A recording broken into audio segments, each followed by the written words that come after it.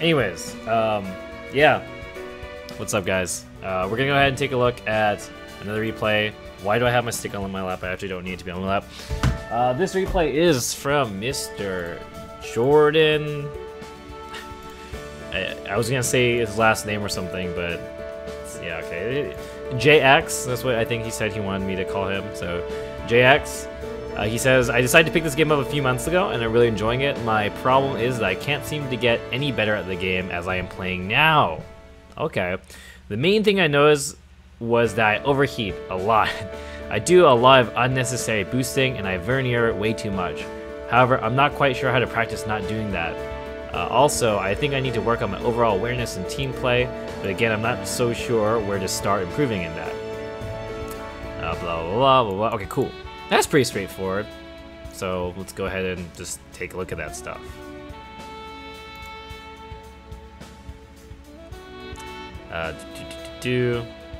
Okay, cool. So that's kind of loud. Okay, so hold up. Let's go ahead and take a look at this. Okay, cool. So he's playing with Toggies. That's 3K, 2.5K against his double 2K team, which is, you know, on paper pretty bad. Who is this? This is hella familiar. Is this Lock Edge? This might be Lock Edge. Brassus Mozaki, I forgot. I actually, that name is familiar. Anyways, let's go ahead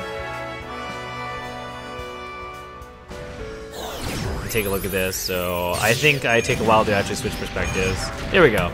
Okay, so again, to review, Jordan was talking about his boost management and his team playing awareness, so we're just going to go ahead and watch this once through. Not really going to talk too much about it as usual, you know how the drill is. Just going to very vaguely make note of what we're going to be looking at here. So, yeah, so okay, so there's this kind of boost management here.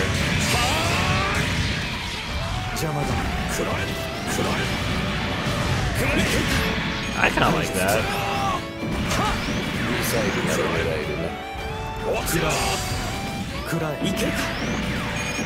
A little spread. News pretty cool in this version. I do like it in this version. I think just having the CSA makes it a lot more interesting.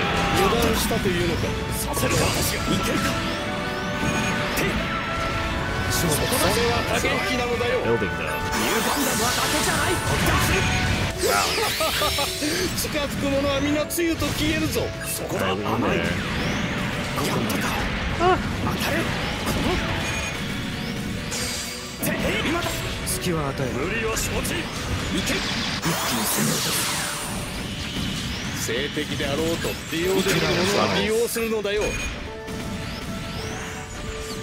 Target's partner is pretty low though. Bear trap. Yo, that super hit, yeah.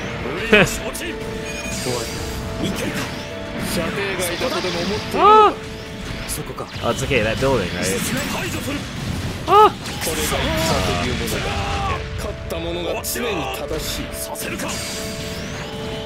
Which is Japan? Damn, okay, cool. So yeah, okay, so I mean, I honestly don't think there's too much about team play that, I mean, you know, there's some mistakes, but I think really the thing we want to talk about here, I mean, you know, again, keep in mind, this is Jordan's, like, you know, a few months in this game, so he's still roughly pretty new, but overall, for being a couple months in this game, you know, I think working out pretty well. The main thing, so he said, let's go back to what he said. He goes, so he's aware that he overheats a lot. He does a lot of unnecessary things in a vernier, which is good. It's really good that you recognize that. That's honestly a really big step, is understanding that. However, I'm not really quite sure how to practice not doing that. I actually don't really need to talk too much about the in-game stuff to talk about that. Two main ways that I would suggest practice. Well, first of all, you can practice against the computer to get a little bit better at boost management to some degree. But what does it mean to not spend much boost? Well, boost is your movement resource, right? So not spending that movement resource is what we're talking about. How do we practice not spending it? Or why do we spend it in the first place? Two reasons that we spend boost. We spend boost to attack people, like we've been doing right here, right? Spending boost to attack. And we spend boost to defend as well. And most of the time, actually, Jordan is just doing a lot of attacking. That's one of the easier things to talk about. But also spending boost to, defend or to move, right? To escape. You're either basically doing one of those two things. So, first of all, how do we actually practice spending boost to attack properly? How do we not attack what's the most important part unnecessarily, right? We don't want to attack unnecessarily. Well, that honestly just comes from experience. And I will honestly just say, play more games. The more you play, the more you will have a better sense of what hits and what doesn't hit. Now, I understand Jordan said that he feels like he's not improving. He feels that although he knows he's having these issues, like that kind of stuff right there, that he feels that he's not really able to correct this mistake. So the biggest reason why a new player is going to feel like he has issues in that category is if you're not looking at landings. Because if you don't understand the vulnerable points of an opponent, then everything looks like an opening to you, which makes you want to attack people all the time. And attacking people all the time makes you spend boost all the time, and that's generally how it overheats. So let's go ahead and take a look at this actual match, and we'll just point out some pretty basic examples of that. Once again, we switch over to Hainu. So, well, I mean, let's focus on something. Also, man, the frame rate is really bad. I apologize for that. Why is the frame rate so bad? Oh well. So, I mean, I'll talk about that later. Actually, none of this stuff's actually.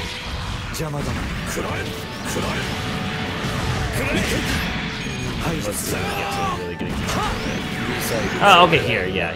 This is, yeah. So, this one's pretty straightforward, right? Let's see. I mean, we take off in the air, we do this really high jump, so it's kind of actually hard to hit somebody from this angle, honestly. But, okay, so like, right, this shot. I mean, this shot, we cause ourselves to vernier. Right? So if you're gonna fire, notice how when I went back to this shot, I didn't, like, so this shot here, it's actually not a big deal. It's like not gonna hit him, like ever, unless he's doing something really weird, like 2D'ing or just standing still or doing something vernier for a long time. It's not gonna hit him, but we're not really gonna nitpick too much about firing this BR because it doesn't cause you to vernier. There's not very much risk to that shot.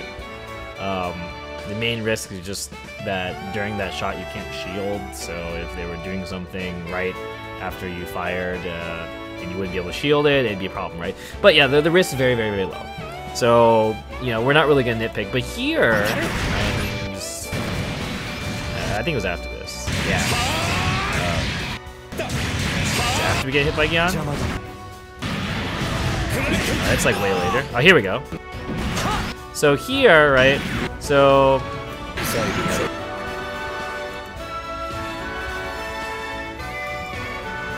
here we actually this is this on angle? Maybe this is on angle. Oh no, I think that's off it.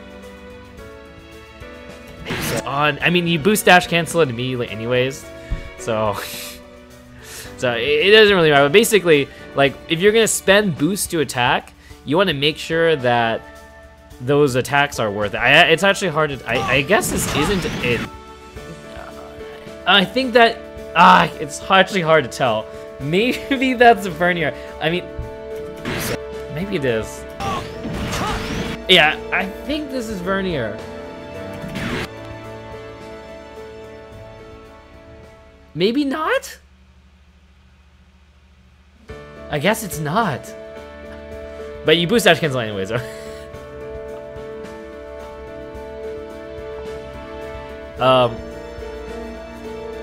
Anyways, so the main thing that you want to focus on is that if you're gonna spend boost to hit somebody, to attack somebody, you want to make sure that you're doing it at a vulnerable point, which actually has a chance of hitting him, right? So this stuff here is just like, this shot's like never gonna hit. He's in the middle of moving, and he'd have to make a error. He'd have to basically make an error to get hit by that. Yeah. I mean, that was almost an error there anyways, but I mean, it doesn't really force movement either. It's just gonna miss. Like, he could have landed, honestly. And so this second BR, right? So this second BR, there's a couple reasons why people fire this second BR. One is to keep the guy moving, and the other is because you thought the first BR was gonna hit. So like, you know, yeah, if he got hit by this BR, then obviously this second BR right here would hit him. But though it doesn't actually happen in this sequence, if he landed right instead there, like if he landed there, he would have actually dodged the first BR, and then he would have taken off from the ground before the second BR would hit him. Why is that important? It's important because of the two reasons why you would fire two in successive BRs. One of them, which is to force them to move, doesn't actually apply here.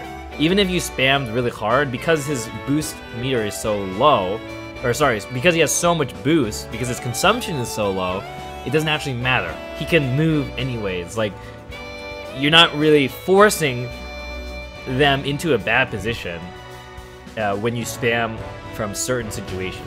Now, sometimes it is good, and sometimes it's not.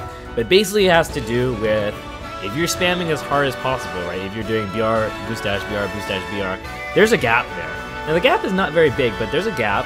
And depending on how much boost and how far away you are when you fire, they can actually land and then take off in between that gap. Now, if the gap is small enough because you're close to them or they have very little boost, that they can't actually get away with slipping in between those two BRs, then that's what we would call using your rapid shot to force movement. And in many cases, that's a good thing.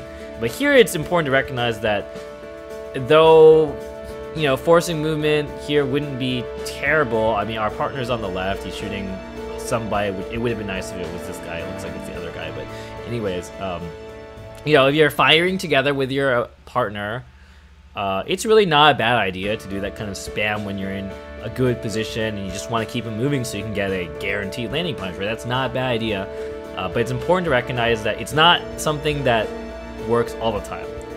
As I said before, one of them is the gap can be large enough because the guy has a lot of boost, or you're not close enough, both of which are the case in this scenario. We're kind of up in the air a bit, so there's actually a good amount of travel distance for this BR, and he like just stuck from the ground, so he has a good amount of boost left. He has like, you know, 70% or something here, because I think he like boosted twice.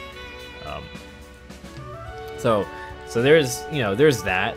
Another thing that I need to mention as well is, which is a factor here, is angle, right? I mean, we're firing like directly perpendicular to that shot, and that's the main reason why I said he'd literally have to fuck up somehow to get hit by that BR.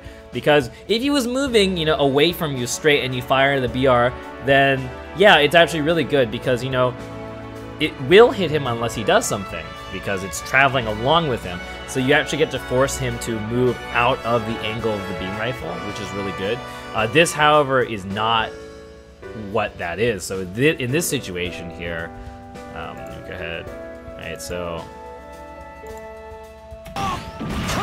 this BR is pretty off angle. I mean, it's like that. You know, it's not really quite matched up. It's got a, and you know, high news. So if this was Beam Magnum, maybe it's more justified. Probably would. No, I think it would hit with Beam Magnum actually here. If he landed there, it might have hit him. But yeah, high news BR is not very good guidance, and while we don't really talk too much about character-specific beam rifle properties when we talk, it does factor into things, especially on like the far ends of the spectrum. When you're talking about Unicorn, for example, and you're pressing Beam Magnum, those things hit in angles and places that other beam rifles don't. So it's actually kind of important to say that, okay, here, this is normally kind of not such a good thing to do, but because it's Beam Magnum, it's actually pretty justified. And then the other end of the spectrum, High News beam rifle's pretty crap. I really dislike his beam rifle personally. I think it's really mediocre. Yeah, as a result, you know, I mean, it's not to say that, oh, High News beam rifle is so bad, so in these normally okay situations you can't do it. I mean that it's not superhuman. It's not very good. You know, I mean, it's like average, slightly below average. You know, so and it's thin. It's not thick. You know, it's not like a Wing TV shot or like a 00 riser shot or something like that. So it's an average run-of-the-mill BR, and so as a run-of-the-mill BR, you do have to be a little more conscious than, you know, suits there, a little more spoiled in that regard in terms of angle. Yeah, just in terms of angle. So I'm just talking about angle here. So in this situation, you know, multiple reasons why this kind of BR double shot's not so good. So what do we get out of this? Why am I talking about this? So as somebody who's learning the game, if you feel like you're spending a lot of boost and you don't know how to fix it, it's because you're seeing things that are vulnerable when they're not actually vulnerable. And this is a pretty good example, right? The shot here is, I mean, Gyan's in a pretty okay spot, you know. He just teched, he had some invincibility off of that takeoff, and then he gets one boost. And we're kind of low on boost already, we're at like 50%. So what we want to do is be able to recognize that Gyan's not really in a vulnerable place to be right now. And if he's not vulnerable, then what we want to do is we want to force ourselves to not fire. Yeah, we want to force ourselves to not fire. I'm actually going to take a tangent here. Hopefully my buttons are set. And, whoops, how do I... One second. Let me see if I can just go... I hope my buttons are set. I'm on a different account, so yeah, I am, okay. I will... So this is actually where, if you're learning the game, this is where CPU matches are very, very useful. I'll just be RX, that's fine. This is fine too, yeah.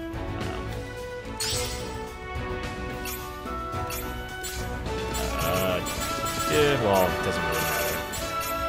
So, especially when, okay, so this is actually really good, and I'm gonna explain why. CPUs are pretty bad, especially at the lower AI levels, right? Like, they're pretty bad. You know, we could probably just, because they're on, like, normal settings, so I could probably just spam like this. Yeah, he got hit by something that, like, shouldn't actually hit him. Right? I could probably walk up to this guy and just, you know, mash something out, and it'll probably hit him. You know, just do random crap. Yeah, and so, like, yeah, this stuff is hitting the computer, right? Because his AI is bad. Oh, please. Yeah, so, you know, I can, like, mash and basically not think, right? And it'll hit these guys because their AI is set on, like, normal, right? So why am I, let me just, here, you need to get some meters, like, I will literally just see, yeah, so this stuff is hitting, right? Even though, I mean, he's actually in a pretty okay spot. Yeah, so you see, okay, so he did a random shield, and as a result, he, like, right? So, well, I illustrate there that the computers are really dumb, and so you can hit them, right? However, why is this actually a good thing? Well, if we're actually trying to hit them when they're actually vulnerable, this actually becomes a very good exercise because the AI is so dumb that if you just close your eyes and fire at them, you'll honestly probably hit them. But because of that, it's very tempting to just randomly fire at them, right? So if we actually go into this,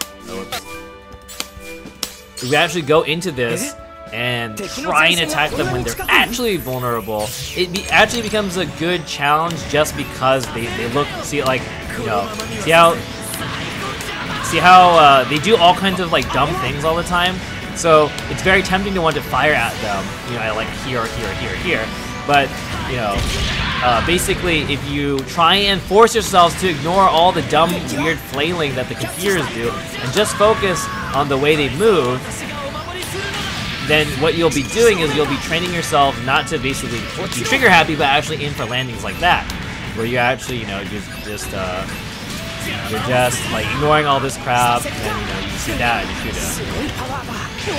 Oh, how dare you! Go away. You know, just like ignoring like all this weird crap he's doing here. Oh my god! Okay. Get hit by that. Come on. Like, look at all this, you know, weird flailing. That's actually me not confirming. That's bad. No pay attention. Maybe I should just put up one. And maybe just put up one. It makes it a little more straightforward. Let's see. Oops. There we go. Just do that, right? So the key here is that because the computer is so dumb, you're tempted to want to just press random buttons all the time. It's like fighting in a computer in a fighting game where you know their AI habits, so it's really easy to just hit them and you don't actually really learn anything. So you're just like ignoring all this stuff, right? And you know, ignoring all the weird flailing he's doing and not, you know, actually pay attention. Just like seeing how he's wasting boost here, and then, you know, you can try and punch him and, you know, just do that kind of stuff. And you know, it's not really important to actually hit him. It's just important to be able to see that, oh, he's getting like kind of low on boost here. If I fire here, oh, I'll hit him, like that kind of thing, right? Like, it is just the idea of watching until they actually do dumb things. Like here, he's doing dumb things. Right? So, like, he's actually basically because the computers waste boost a lot, so you can actually get landings like that. You know, you just wait for them to make mistakes and punish mistakes rather than going out of your way to leap at them and fire when they're not actually technically vulnerable. Just waiting for them to make mistakes. Like, you know, you're doing whatever, it's fine. Just watch this and then, you know, ow. But you know, just doing stuff like this will actually, as if you're a beginner, this will help a lot. I recommend is just training yourself not to be trigger happy, because being trigger happy is really hard to. It's really hard to quickly break those habits, especially if you're playing with other people who are, you know, fairly new. Is to actually just kind of move around and wait for them to do dumb things. You can even sit here and try to. Whoops, maybe not. See if it's, yeah, you know. Actually, you should have been able to block that. That's bad by me. It wasn't quite bad. Well, you know, if it's a gray area, then it's a gray area. That's okay. That you learn by experience. So the idea is you shouldn't feel like you need to be psychic here. You know, like, you know, I fired there, maybe it was gonna hit him, maybe it wasn't gonna hit him. That's fine. Yeah, exactly what random gamer do. Kind of like playing footsies rather than just jumping at people. Or just pressing random buttons, actually watching for when they press buttons, or actually aiming for things like that. That's really the big difference. MLG? Oh. No! It's MLG. God damn it.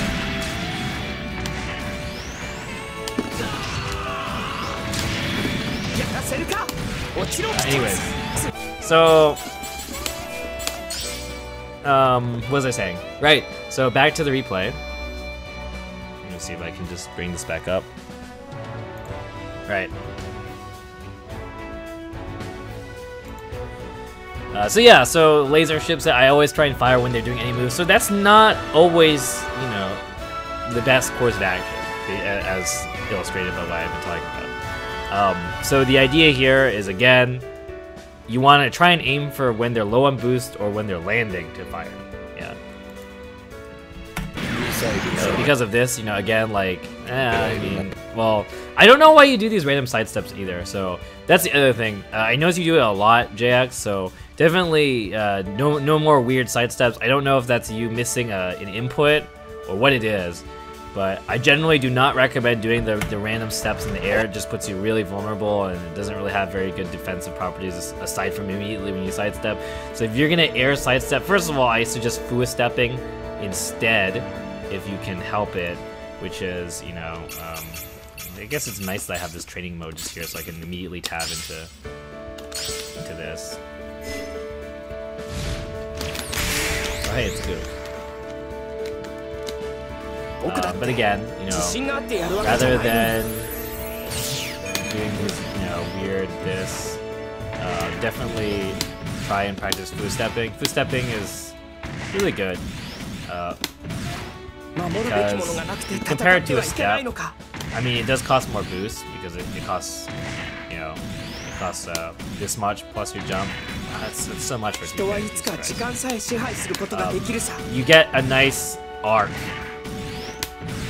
Right, you get this very nice parabolic arc, and you're actually kind of able to kind of defend yourself okay all the way down. It's just a lot more safe and nice than just like doing this because you stall here, right? The problem is this stalling part, which just looks really awkward. And there's a very basically when you hit the corner from your step into the fall, that corner is kind of dangerous because you're not really moving that much. But when you step here, because rather than a corner, you get this very nice bell curve, so it's just a lot nicer to defend. Is there a lot of recovery after sidestepping? Yeah, in the air, I mean, just yeah, there's this really awkward drop. This is why you don't see people do like this that much. I mean, you'll see people do that, but you know, if you're gonna step, usually people cancel out of it, either do something like that. Is there a way to do it really fast? That's basically the fastest you can do it. The easy input I recommend is 6 and then 6 plus C. You can actually do 6C6 as MacT said if you want to be MLG about it. But 6 and then 6 plus C is fine 99.5% of the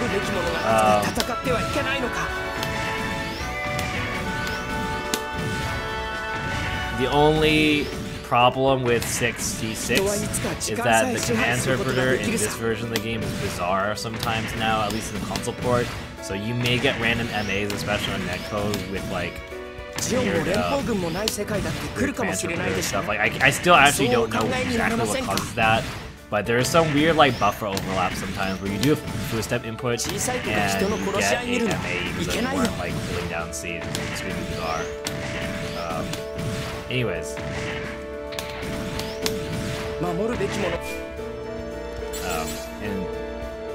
And anything else?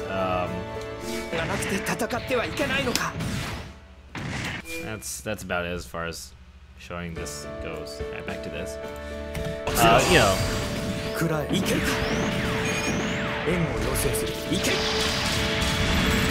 So I mean that's like the big thing, honestly.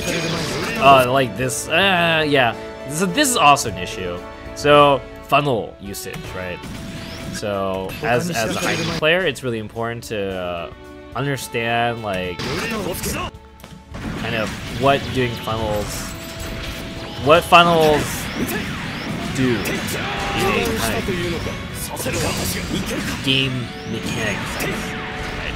So the way I generally, first of all, the active verniering is very dangerous. So you know, this is actually pretty scary, honestly. Like holding down your vernier in front of two people is generally pretty dangerous. I'd recommend, you know, trying to be a little more discreet about your funnel usage. It's kind of like in a fighting game doing a really slow move. You know, you want to make sure you're in the right position, you're far enough away, or whatever. You don't want to just do a full screen, or you don't want to just do in their face like a really slow move. It's kind of dangerous, right? Fighting it very similar in this game. So, what are funnels in a mechanic sense? The way I always describe them is they are a investment. They are a time and they are a boost investment. And why do I say they're a boost investment? I say that because they cost Vernier, and that costs boost, so literally a boost investment. But because they cost Vernier, you need to boost dash cancel out of them, right? So, oh, that's the wrong thing to click out of. Let me just I should probably not use RX here. I should actually find Hainu. He is in what, Shard's counterattack? No, he's in like some weird area on the side, isn't he? There you go. Alright, Hathaway's Flash, or whatever this is. No, what is this? It's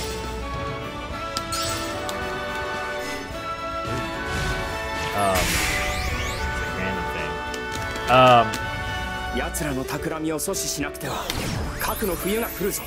My understanding of what with funnels was to send them out during enemy recovery. Yeah, that's okay in principle. Bell Torchika's children. Oh, that's what that's actually called. So what are they saying? Right, so funnels, right? I mean, the difference boost-wise between something like this, and watch out, I'm cheating there because I'm using the glitch. Maybe not. Alright, and something like that, which is, you know, I'm so bad not doing it. Alright, so I'll do something like that. Alright, it's like 25-30%. Or it's a novel version, right? Okay, random. Versus like, right, I mean, because you have to boost dash cancel out of it, right? So, I mean, you're using a lot more boost. Sorry, let me get rid of the bad ones. I mean, you're at half just from doing a boost hop into a funnel into a boost dash. Yeah, that's a really big difference between just doing something very straightforward. And it's even bigger deal if you're glitching, right? Because it's the difference between this and, you know, and doing. Yeah, it's a pretty big chunk. Oh yeah, that was MLG there. Anyways, so it's a good amount of boost investment because you're Verniering, so you have to boost dash cancel it, right? So why is that important? How does this affect the way we use them? Well, one thing is for sure, if you're gonna use funnels during the time after you use funnels, before you touch the ground, you can think of yourself as being in kind of a disadvantage depending on the situation because you've just kind of thrown a lot of investment out there. Right? So here, I mean, okay, that was what. Oh, also a specific note: are you using? Yeah, using blast, right? So like you can step cancel these. Right? You can step cancel this as well because it's a thingy. So you know it's. Let me just see if I can build some meter here.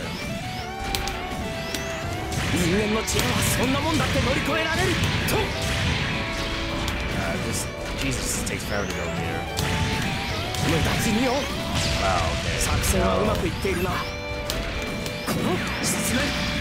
Okay. Wow. Why does it take forever to build meter?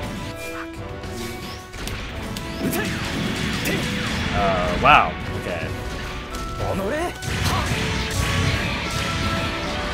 You know what? No, I was gonna. Yeah. Okay. You know, I'm like halfway there. Just keep waiting. Don't worry. I'll eventually get this.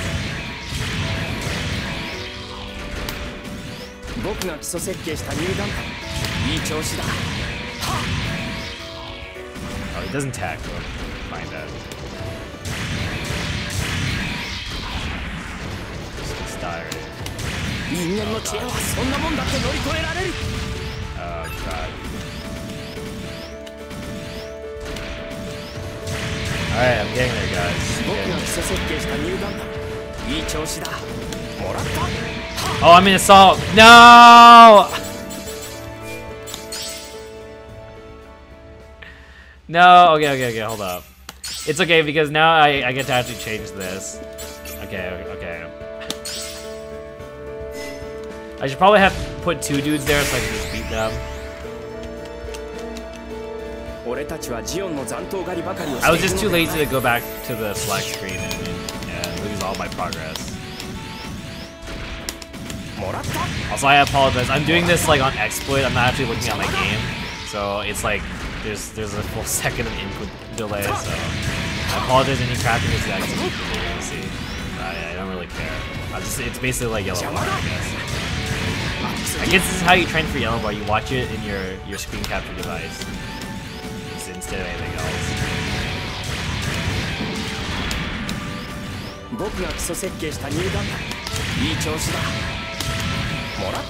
my god, lag. How about I build more moves? I don't think so.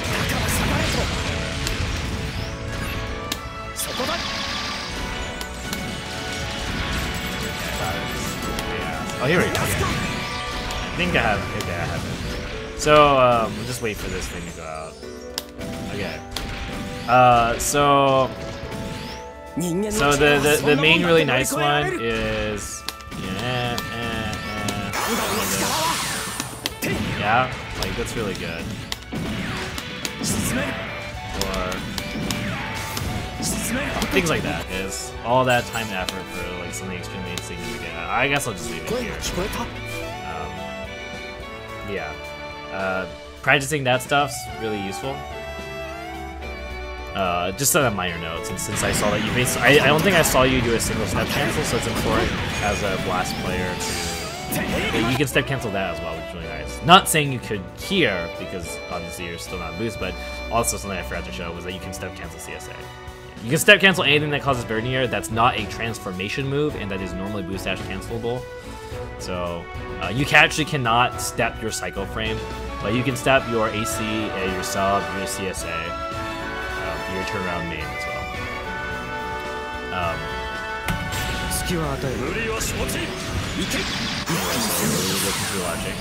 Your burst, by the way, was good, so that's good. So bursting once it's really stable, be able to enjoy pretty heavily. So things like that, you know, like this turnaround shot. I mean, again, pretty much the exact same thing, which is like, you know, why fire this shot when he just got up and he's moving? It's not gonna hit him, right? Really random Santa Rock, but okay. So you know, this just kind of puts you in an awkward position. You go in from this situation, and it's just kind of, you know, that's unfortunate. I mean, you probably would have had that, honestly, but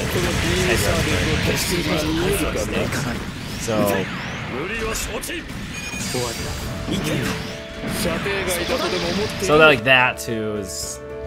I mean, putting yourself in overheat, you're already kind of in vulnerable situations, just not a good idea. Luckily, the building saved you, though. Even if you had been paying attention, you might have been okay because of the building. You might still have died.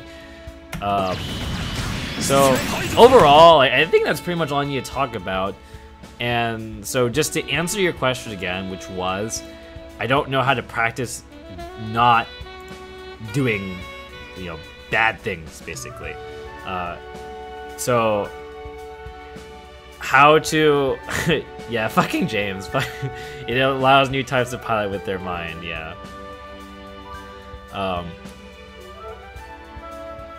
Yeah, it's like some interface in the story. So how do we practice not doing this? Well, how do we correct any mistakes we make in the first place? The important thing, first of all, step one, is to recognize in-game that you've made the mistake, right?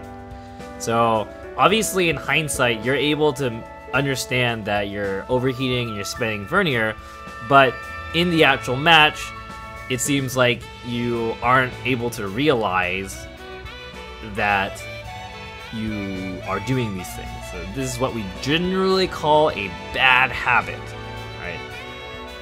Basically a bad habit. So, you know, you have some bad habits, but you're learning.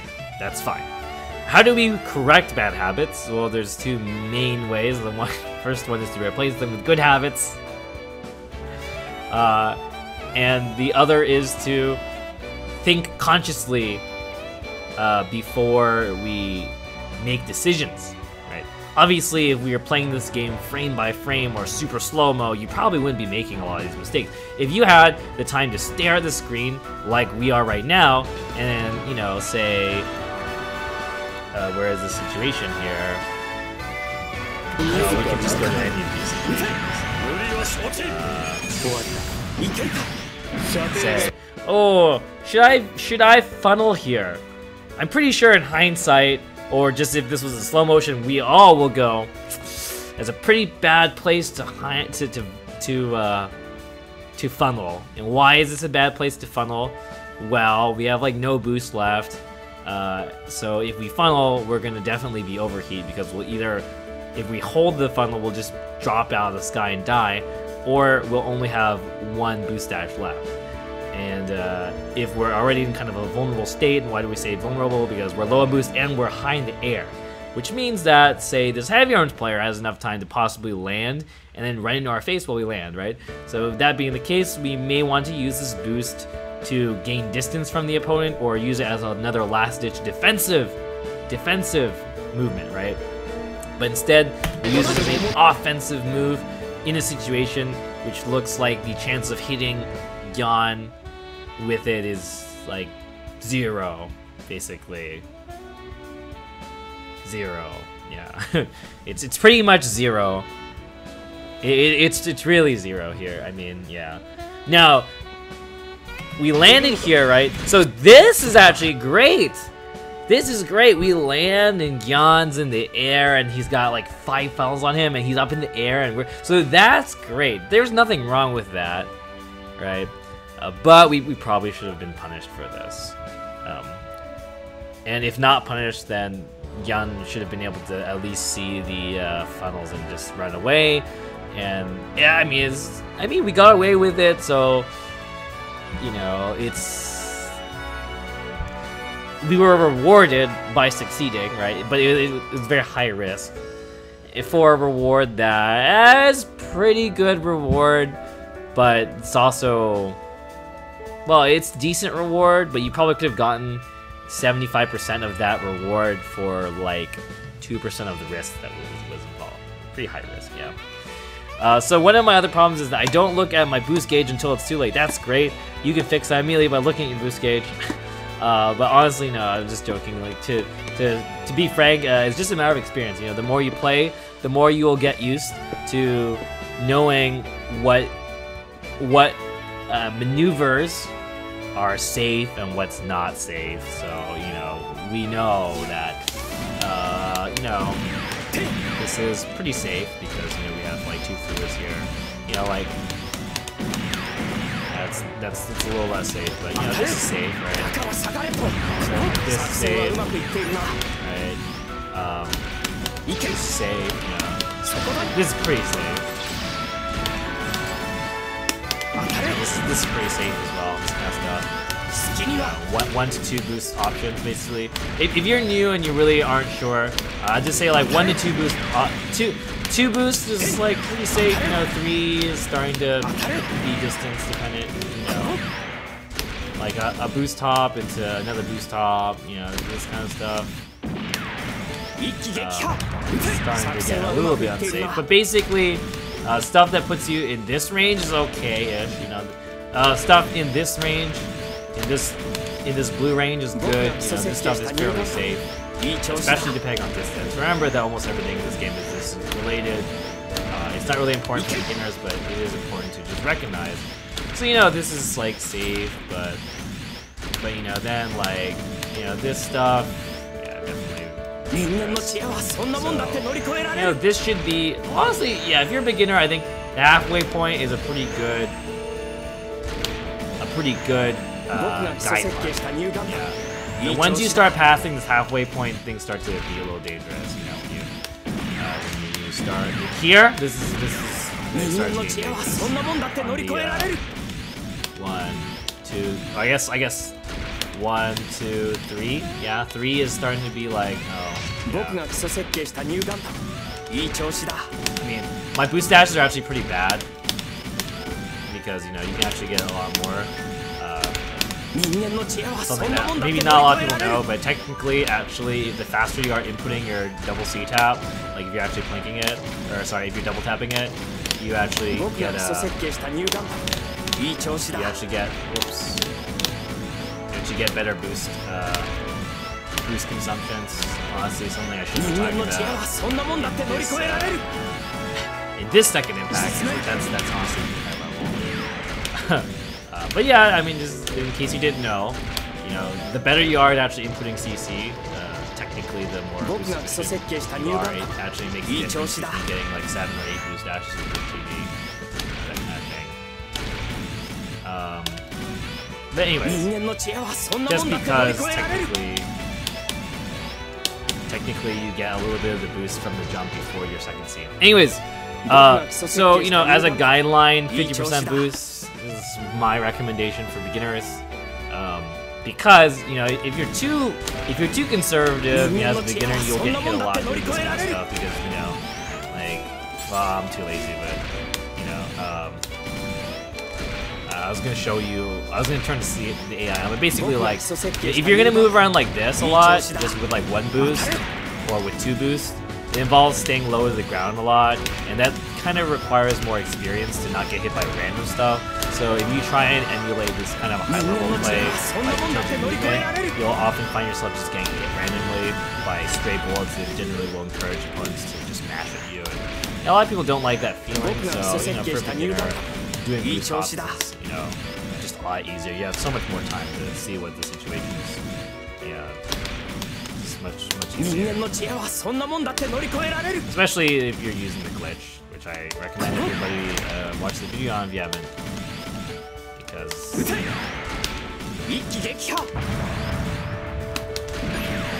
oh, that was interesting. Anything else? Yeah, I would recommend, I guess since I'm doing it, I recommend also doing this kind of splitting stuff.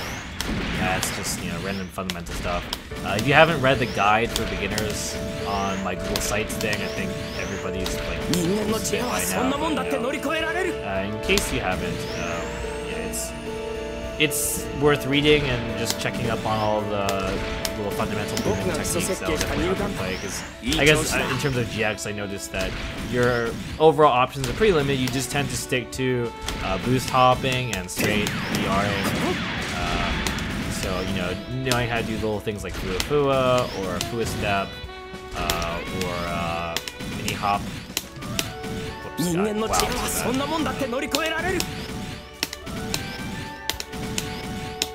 yeah, Mini Hop's really good, Short Hops, or however you want to call them.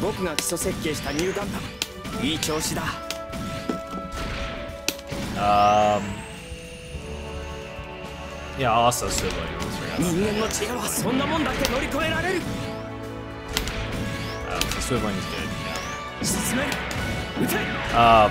So yeah, those things are really important. Practice. I'd suggest practicing, implementing them.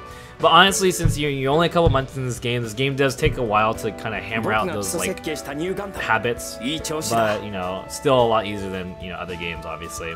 So, in terms of, you know, execution. So, anything else I really need to talk about? Just to go back to answering that question. Right, so I mentioned that if you have bad habits, what are the couple ways to fix them? And I said one of them was to be conscious when you're making decisions. So, this is honestly, if you can do it mentally, the best way to learn when you're new is to just do this. Hold up. Like, well, actually, I guess we can watch this. Watch your play, and we do this. We just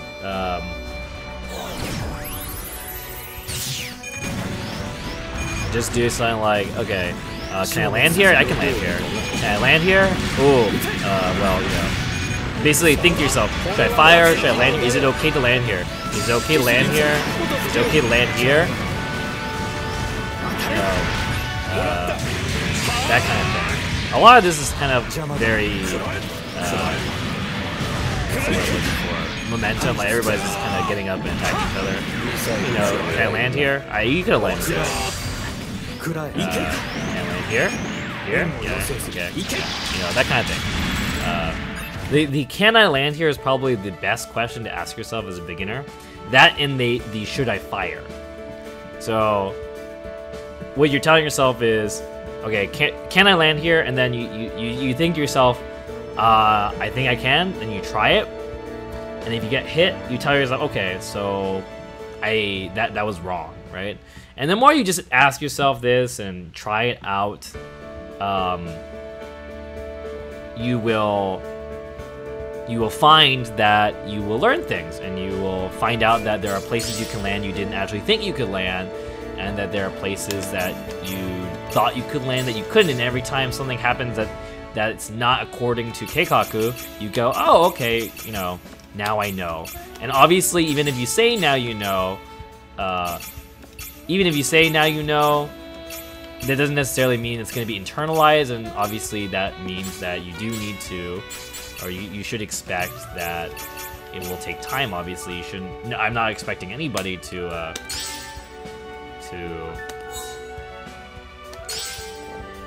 be able to just immediately figure out what they're supposed to do in this game. It takes a while. But you know, so doing something like this, right? I mean, in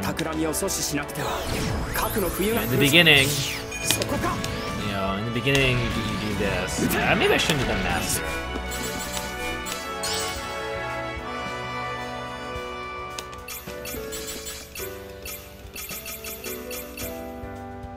Okay, this is maybe a little real. Okay, give me something. I don't know. Give me something with BRs that's not like really dumb. Yeah, okay. Yeah.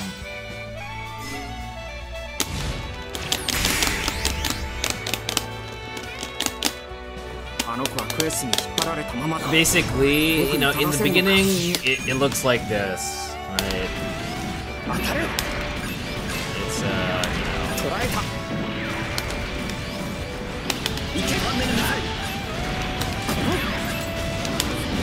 But then, you know, you can start seeing if this works. Does this work? Oh, it does work. Oh, hey, this is working. Like, figuring out how to. Oh, so you're like, okay, that doesn't work. Oh, that doesn't work. Basically, I can land here. I think I can land here. I can land here too. Can I land here? Yeah, I can land here. It's fine.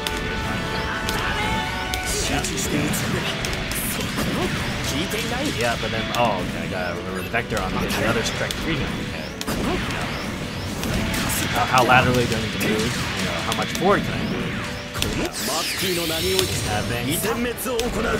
kind of like, so you notice that this stuff is going past me, right? So as a beginner, you might not actually expect that to work, but it does. You know, so it's really important. Like, I'll be okay with it. You know, I'll just try and play like really crazy. Like, stop being in burst. That's annoying. Yeah, see, like I can actually do this. Okay, well, after you strike freedom. Like, one boost is actually you gotta get it. Oh, the Yomi! Oh, strike freedom's so smart.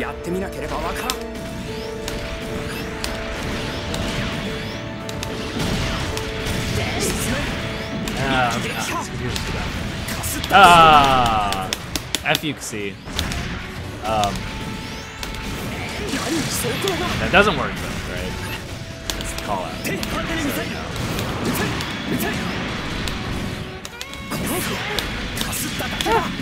Basically just doing this kind of stuff. So why am I showing you this? It's because this is like something that you wouldn't be able to do unless you actually like experiment and learn. If you stick to just textbook, you know, like very kind of what you are told to do, then you'll never, like if you're just doing this all the time basically, right? Then you'll never really figure out like what works and what doesn't. And obviously these are computers, so it's not the same, but you know, basically knowing what works and what doesn't is all about trying. You have to be able to try. So is this gonna work? No. Yeah, that works. I'm not even using something. Okay. So hopefully that, I don't know if that actually like, I don't actually know if that was really a good example, but I guess what I'm trying to say is that there's a lot of different ways to move around and just conduct yourself. And the only way that as a beginner you are really going to figure out what works and what doesn't is by trial and error. You can watch how, I mean, it's just like playing a MOBA or whatever, right? Like, or just like anything, right? You can watch people play your suit, and you can watch other people play, and you can watch your own replays in hindsight, and you'll be able to say, oh, that didn't work and that didn't work. But when you're actually playing games, it's really obviously a different story, and every situation is really going to be different, and you know, there's all kinds of different factors, especially when you're new. Everything looks like entirely new. So trying things out in casuals, you know, it's not like you're going to be, you know, jumping into a tournament immediately right now, right? So like, I mean, these are all basically casuals. So, you know, unless you're like money matching someone in Gundam, right? So, you know, I encourage people to just experiment. And also, my chat broke. That would explain why there was nothing moving. Let me go ahead and refresh my chat.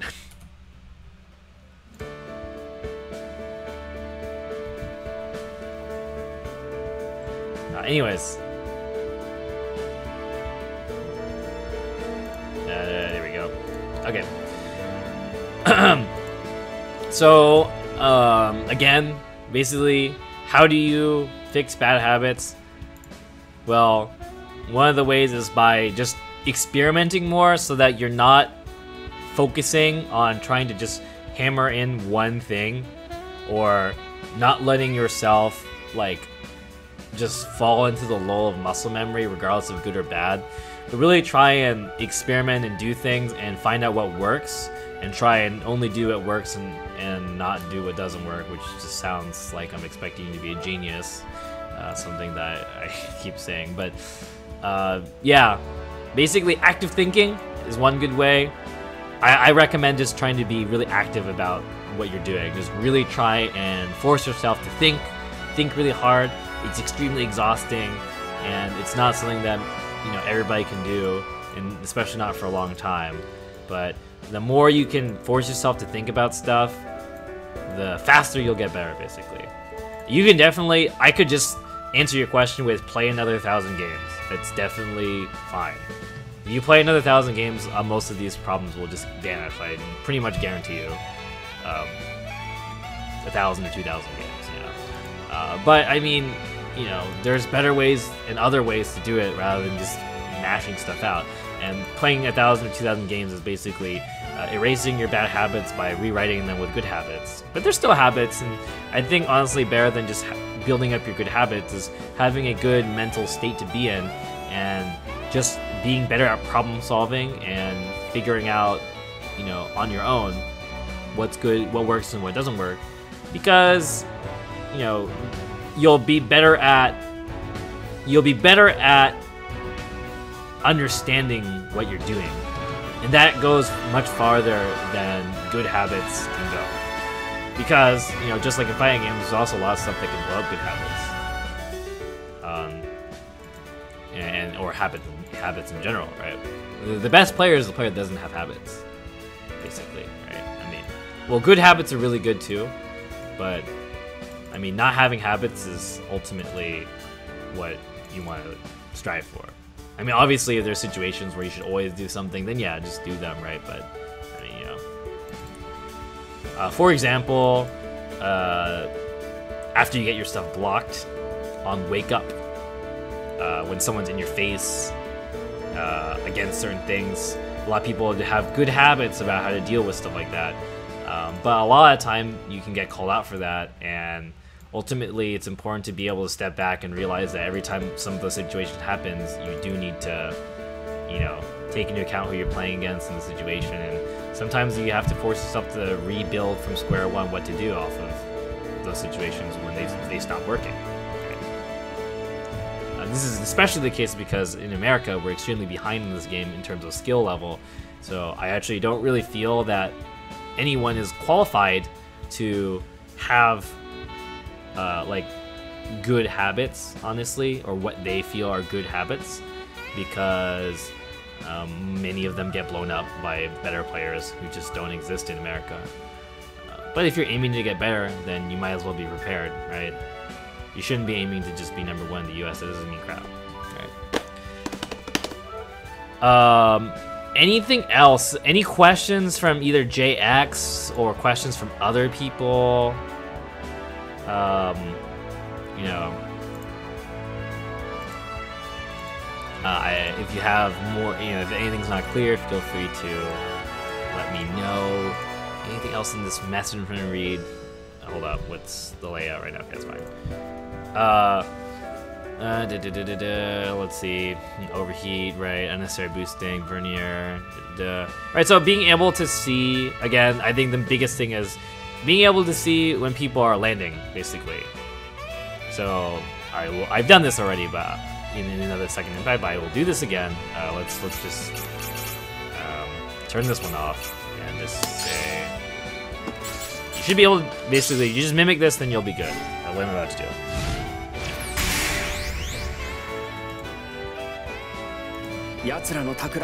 And again, like playing against computers, you can actually learn a lot as long as you treat them as humans, basically. Especially because they kind of do weird things. So, okay. So what I'm doing is I'm gonna watch. Is he landing? Is he landing? Is he landing? Oh, he might be landing here. Oh, he's gonna land here. Yeah. Punish his landing. Right. That you should be able to do. Just do this. Is he landing? Is he landing? Is he landing? Oh, he's gonna land here. Oh, he tried to block. Oh, okay, yeah. Good block strike freedom. You know, basically the is he landing game.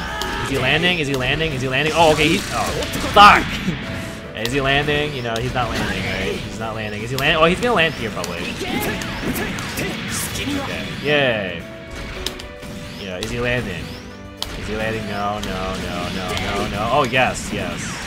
Oh, actually, the computer. He should have been able to dodge that. I mistimed that. Oh, he's landing. Yay.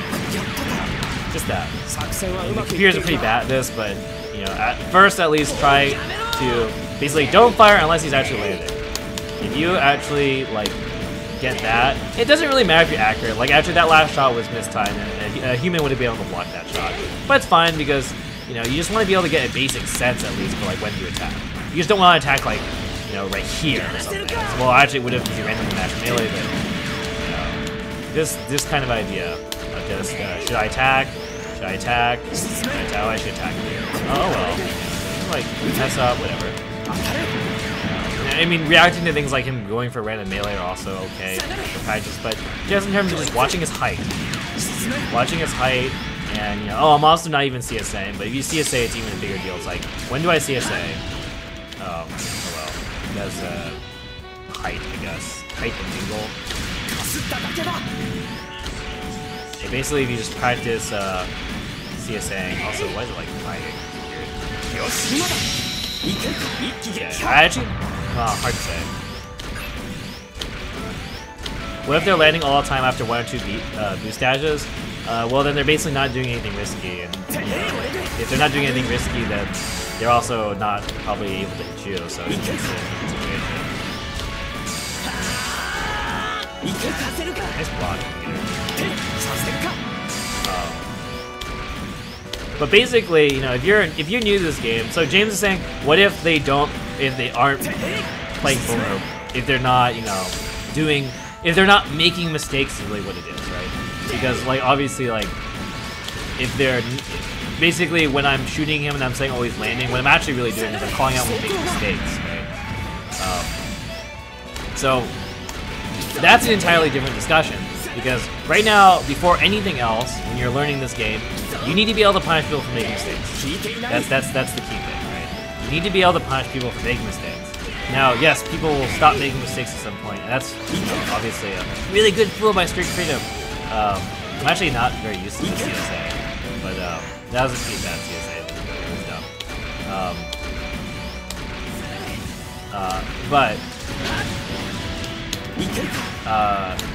Basically, you need to first be able to punish people for making mistakes. Yeah, that's pretty important. Like, you need to be able to recognize when somebody's made a mistake and fuck them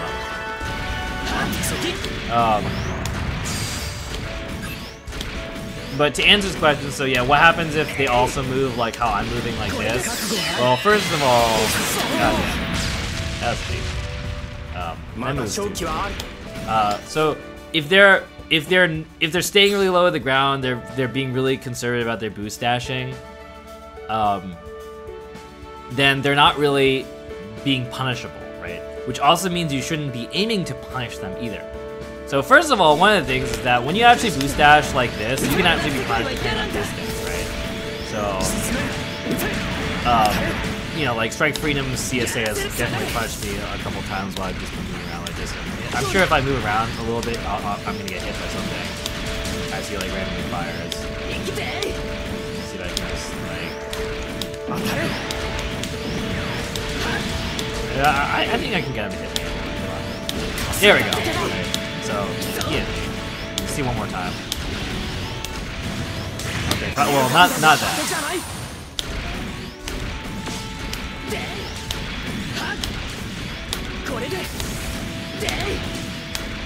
that. Oh, come on. Hit me. There we go. There we go. He hit me there, right? Why did that one hit me despite the fact that I only boost dashed once? It's distance and timing. But basically, if you want to hit somebody who's like boost dashing like once, it depends on your weapon because it depends on speed and guidance, right? First of all. But mainly, it's two things. It's distance. The closer you are, basically, the faster the bullet gets to them, which means that effectively, the more recovery the opponent has, right? Basically, let's say that there is 20 frames of recovery. Well, actually, okay, never mind. Ignore what I was about to say. Basically, you know, the closer you are to them, the less distance the bullet has to travel. So, the faster it gets there, which means that even if they have less recovery because they're landing at less boost or more boost, the more vulnerable they can still be because it travels faster, right? Because basically, okay, just imagine, right? Like, just imagine if the bullet traveled in one frame, right, and had 0 startup, then I could just watch and be like, oh, okay, hold on. Well, I could watch myself and be like, fire, right? And obviously I would get hit because, you know, you still have like, was it 20 frames of landing recovery, even at blue boost, right? Like, you still have some landing recovery, so you're always technically vulnerable, right? I mean, it doesn't. If I'm like right in his face, basically, because I forget how many frames it takes for a bullet to actually. Basically, you know, I can if he moves, and I can shoot that. He just shot me after the same thing. It's actually kind of hard because if I put if I could put the computer on evade or something. Okay, it's actually he's gonna like melee me whenever I try and get close enough to show this, but let me see if I can just. Yeah, damn it. Come on, hop. Yeah, that's back there. Yeah, okay, I give up. It's almost impossible to actually show this, what I was gonna say. But basically, you can punish a single boost dash into land, depending on distance, move, blah, blah. It's very specific, which is why we don't really talk about it for beginners, right? But the other big thing is that you kind of have to guess, right? You basically have to guess. Because unless you're like point blank at them, you can't really react to them landing on their boost top. You basically have to guess. And so, if you want to try and call out with a guess, that's okay. It's often most common with things like fat CSs, really fat things or wide things like that. Sorry, CSAs and things like that. I mean, it's doable with BRs too, depending on distance. But things that travel fast are much more effective at calling out the single landing. So to answer this question, what if they're doing that? You can still hit them, but it's harder to, right? So the question is, well, what do you do if they're moving like that? Well, first of all, if they're moving like that and they're being safe, it also means they're not attacking you as much. And remember that this is like a symmetrical game, right? So if they're playing safe, it means that you're also safe, right? So there's a lot of different things that can go into it, but I mean, you can basically start going into the macro game if they're being really safe about it. Because first of all, if you just start to like close and you're like firing like this, like you kind of have to force them to not land as early, because if you're timing your BRs right and you're basically like guessing all the time, then they're not allowed to land there, right? So you force them to also be defensive. So if they're playing really safe, you can move forward and put pressure on them, which forces them to be less safe. There's also your partner who's helping you to factor into all this other crap too. So that's an entirely different conversation. It's not really important for this this conversation. First of all, actually, we're really just basically talking about playing front right now, because you know he's playing high noon. We're talking about this kind of thing. It's really different when playing back. First of all. But basically, like, you know, if we're both doing this kind of crap, neither of us really have openings, which means that the game isn't really developing. So first of all, depending on the matchup, you can just let this continue. If you are a suit that has a power-up, then you are totally okay with your opponent sitting there with his thumb in his ass just doing what I'm doing like this, right? Because if he's not pressuring you, if he's not pressuring you, then you can actually just do the same thing and stall the game out. Because if you're waiting for the game to develop, then you can wait for your cycle frame to tick up. But because once you have cycle frame, you have way better tools. First of all, that's the other thing. If you're a funnel suit and you see the guy playing like this, playing really conservatively, you can actually just force him because you have funnels. That's why funnels are great. You can actually, your neutral game like plays itself for you, because basically at neutral you have an advantage, so to speak, because you have a tool that they don't have, which is basically, right, remember what I talked about funnels? Funnels are a time and a boost investment, right? So if the opponent is playing safely, that means that you are also very safe, which means that he's not forcing you to spend lots of boost, which means you effectively have more boosts to use. You have more resource, because he's not forcing you to keep as much in reserve because he's not pressuring you, right? Which means you actually have more opportunities, since he's not firing as often or whatever. You have more opportunities to spend that on funnels and stuff. So if they're playing conservatively, actually against the funnel suit, it allows you to be more aggressive, which in turn forces him to start taking more risks. So it's actually a really nice snowball effect that happens. So as a funnel suit, you have a really comfortable option of basically saying, hey, no turtling for you. I'm going to force you to have to deal with my crap. Right, so that's one of the great things about funnel suits, that most of them have a pretty nice juicy advantage at neutral. Especially with a suit like Hainu, you get both advantages. Not only do you have funnels, and a good amount of them, which have good distance as well. I'm so bad at this one, by the way.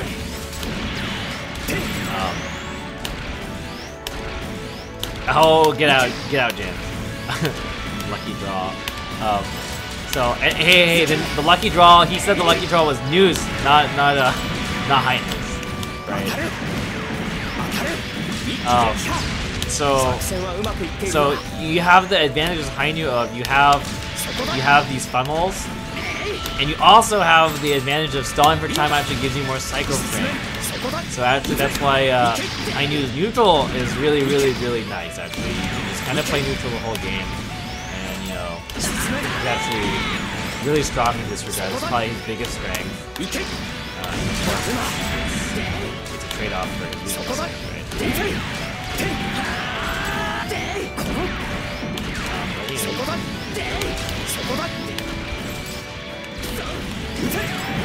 Oh, I missed that tunnel control. Oh, that goddamn tunnel too. Anyways.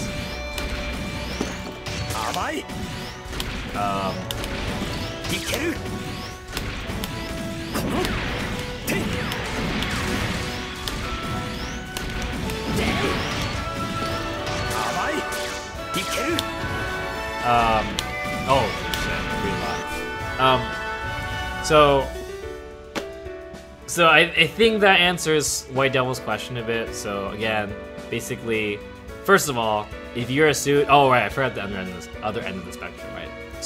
So if your opponent is being lame and, well, not being lame, but if your opponent is playing safe, first of all, is him playing safe to your advantage? What are those situations? Funnels, or other investment tools. So there are other investment tools other than funnels, but funnels is the main one. So if you have funnels, great, just use them. He's being conservative, means he's not attacking. It means you have more boost to spend and get away with it. Just shoot funnels at him, or CSA, right? Or do you have something that gets better over time? Are you Double O? Are you new? Are you Wing TV? Are you, do you have long cooldown moves that you can afford to liberally do and then just wait for them to build up because he's being conservative, like Reborn's, where you just, hey, you're gonna do nothing? Well, I'll just throw subs out all the time because, you know, if I just run in your face and sub, there's like a good 50% chance you will just get hit for free, and if you're not going to be aggressive on me, then I will just sit here and continuously build my stock of sub and Gagas and just win by mashing, you know, dice at you. If you're not going to throw dice too, then I'm just going to throw more dice at you, right? So there's things like that too. You know, so I guess I will concretely answer who these suits are, because we might as well, though this is obviously to be taken with a grain of salt because this is mainly my opinion, I suppose.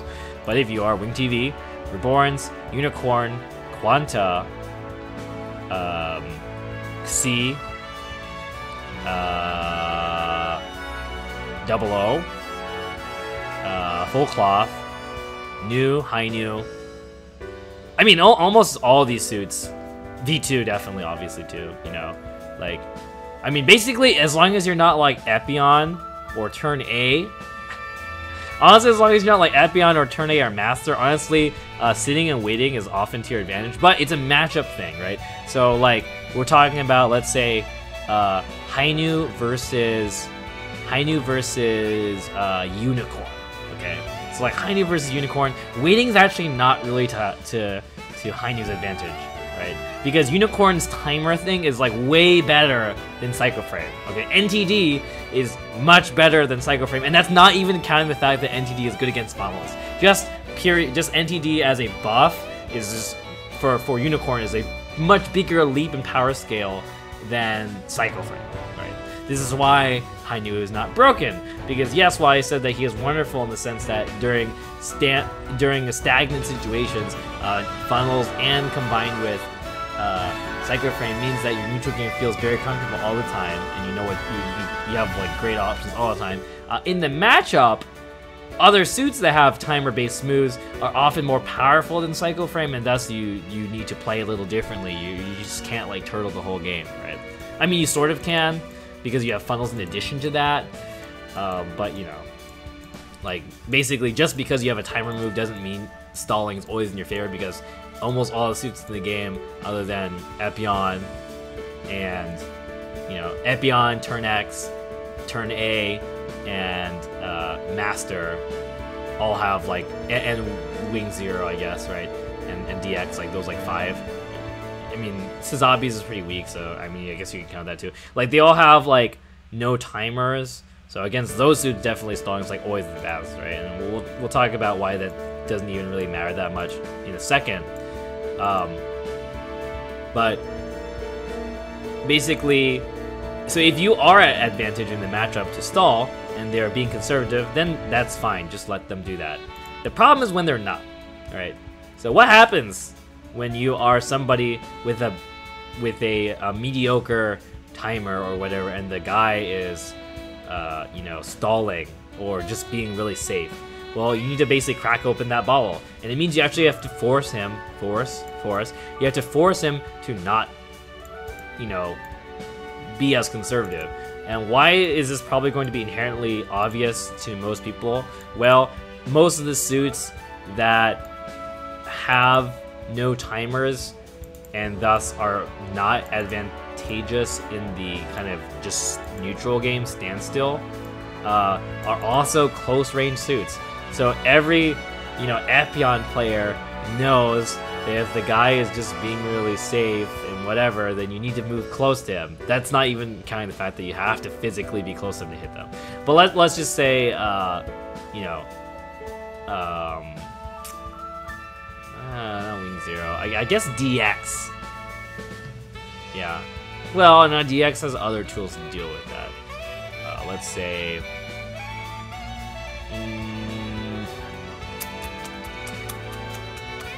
what's a good example of this? I guess Destiny. I think Destiny is probably an okay example. Like, you know, Destiny has a timed move. It's Wings of Light. It is really good, but in this version, it's not like spectacular anymore. Just because it doesn't cut guidance, and there's like just various other things. Like, you know, it's just not as good. It's a weak timer. I mean, it's still really good, but like stalling for Wings of Light is oftentimes not gonna work because the other guy's timer is better than yours, right? Like, you know, if you're playing against, like, let's say Double O, right? Double O or V2 or Unicorn, right? You can't really afford to just sit there and like wait for your Wings of Light to pop up before you do anything, right? Because if you do that, they're also always gonna get their thing, and their card is just much better than your card, right? So, you know, as Destiny, you do need to basically force and crack open that egg in a lot of situations, right? So remember what I talked about, if they are moving forward, or if they're being really concerned. Oh, okay, well, hold up. Can you guys see this? Oh, you can. Like, if they're moving really conservative and safely, and they don't have places that you can see their landing to punish them, what do you need to do, right? What do you need to do? Well, you know, like I said before, how do you hit them? You have to be closer, so basically it comes down to getting closer. So, in a nutshell, what is the best way to deal with this? If they are moving very conservatively, and it's not in your advantage to play along with them, basically you need to get in there. You need to actually, you know, play close and make it so that they have to commit more and make things happen. Basically, you need to attack. Yeah, because even if you're not like punishing their landing, you can apply pressure just by moving forward and poking in places to threaten if they try and steal landing. And basically, you force an exchange. You force both players to basically commit, and hopefully you win in that exchange. And that's basically what quote-unquote rushdown suits are about, right? It's about, you know, you're at a disadvantage. You're at a disadvantage in neutral, so you need to move forward and win in a close exchange. But that's why your suit has good close range options. That's what like Destiny is. Destiny has a boomerang, right? If you just tried to play neutral with Destiny at a distance against a lot of the other suits, you will lose, given equal skill base and balanced partners. You will lose because you just don't have as many options as your opponent. You don't have, you know, you don't have like Wing TV boost. You know, you will just lose, right? So what do you force to do? Well, you can't do what will lead to you losing. I mean, that's pretty obvious, first of all, right? And from that form of logic, you cannot just sit there and neutral game, because you will lose the neutral game. So what is your only course of option? It is to move forward and to force yourself to get your opponents into a close range committed exchange with you and win that. And that's why you have moves like Wings of Light and Boomerang and Palm, because and the Magnificent 8B and stuff like that. They are tools to help you do that, and that's what the suit is for. It's just like fighting games, right? Like, if you're a short-range character, you can't like win a poking war at distance against someone who's a long-range character, right? It's not gonna work. If you can't win the Fireball war, what is your only option? It is to not play the Fireball war. Unless you're trying to timer scam them and you're up on health. That's fine. Same goes with this game. You know, so it's just like fighting games. What do you do if your opponent has the advantage in neutral? Get out of neutral. Force a non-neutral situation, right? And same goes with this. So I think that answers White Devil's question. Let me know if there's other things that need to be clarifying. But my last question I'll answer before we stop, because we're getting to the 2-hour mark, is JX asked. I see that he said something like you boost dash a lot, when still boost hopping, things like that. If you're basically, so the difference between a boost hop and a boost dash is that, like, a boost dash keeps you lower to the ground, but it also takes less time, you know, 1-1000, 2-1000, you know, versus just 1-1000, you know, like, so you have a lot more time to look at the situation, and it's still pretty safe because you're moving up and down. So boost hopping is what we generally recommend all beginners to learn, because it's your basic defensive option, but it has disadvantages in like kind of the one-on-one situation against the opponent's front part player. If the opponent's front player plays very low to the ground and the opponent is jumping, and actually this probably, I think the AI does a pretty good job of, oh god. Whoops, that was not what it was. Basically, like, up here, like, come on. I guess, actually, I think the AI is programmed to do different things depending on how close you are, so. Maybe just try and, like, maybe not.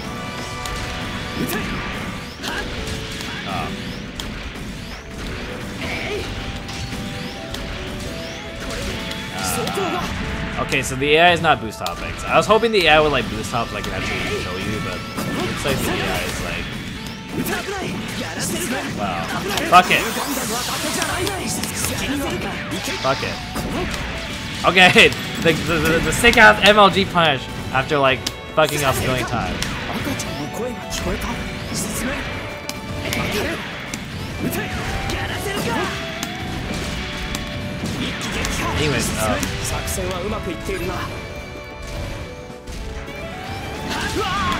Anyways, so basically when you boost hop, you get higher on the ground, which means it's easier to steal landings against you. So boost hopping is not recommended if you're playing against opponents who aggressively stay low to the ground, because it just gives them opportunities to punish them. But boost hopping itself is good as a defensive option.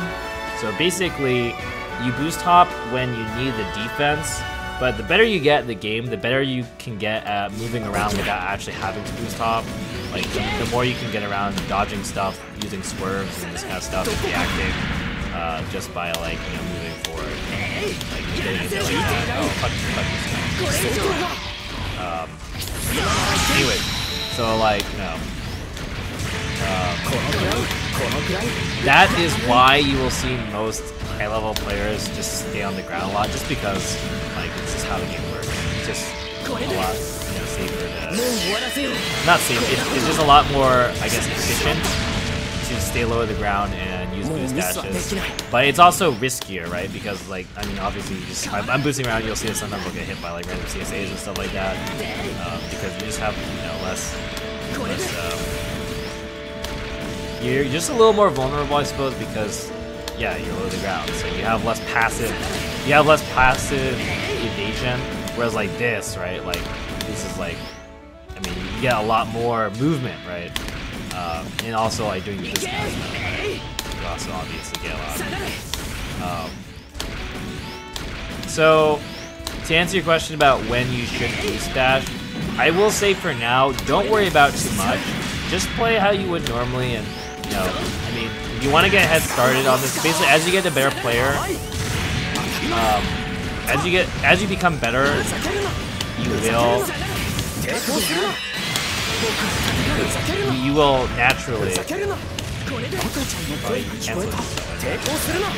Yeah, I don't really play this game that much.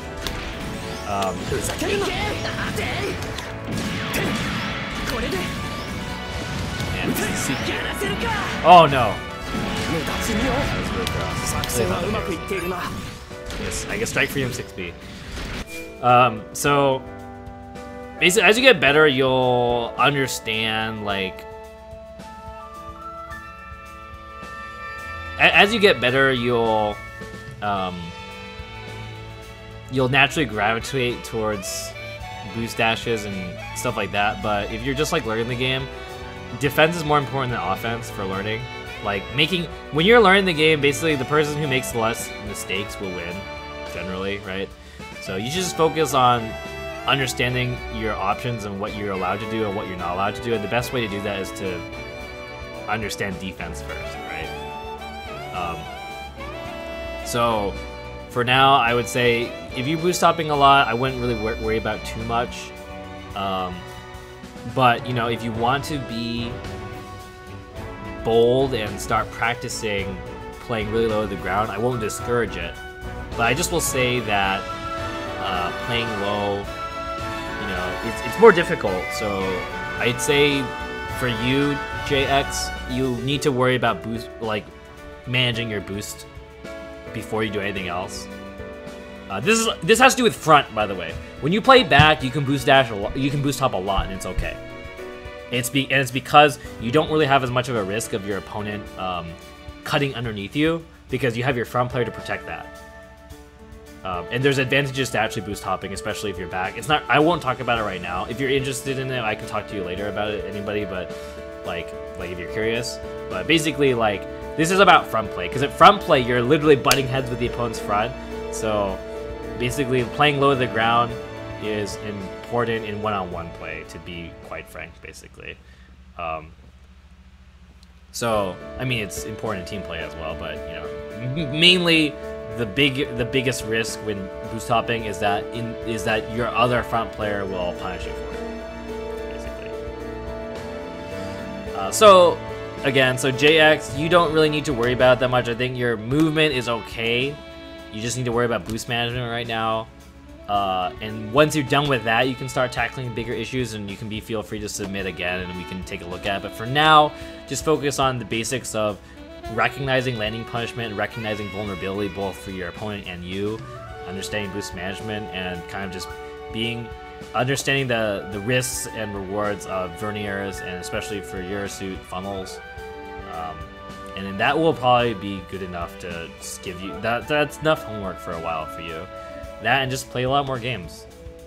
I think we really actually talked quite a lot about something really basic, but you know, that's pretty much what we do always here, is that there's some simple subject, and then you know I go on this random tirade where I try and hammer in the essential importance and relevance of it in terms of everything. But I think that's probably good enough. So there's a new chapter of Prison School, by the way. So okay, I'm gonna stop here because it's almost 2 hours, and you know I don't want to cut over 2 hours.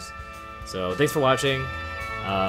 In case you didn't realize, later on tonight we'll be doing an interview on Sengoku stream about like Evo and stuff like that. It'll be in Japanese though, so if you don't understand Japanese, I don't really think we're gonna be having anyone translate it. If anyone wants to like be in this channel, I will stream it obviously, but I'm gonna be streaming myself talking like in Japanese with Alex and other people on Sengoku stream, so it won't really be that interesting here.